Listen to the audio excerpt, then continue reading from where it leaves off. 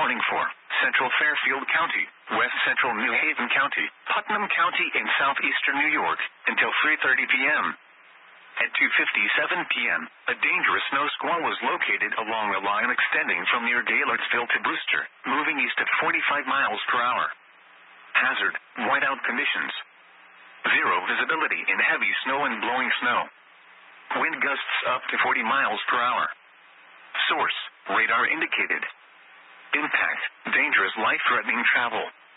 Locations impacted include Danbury, Southbury, Mahopac, Lake Carmel, Sherman, Brewster, Newtown, Ridgefield, Monroe, Bethel, Brookfield, New Fairfield, Reading, Middlebury, and Carmel.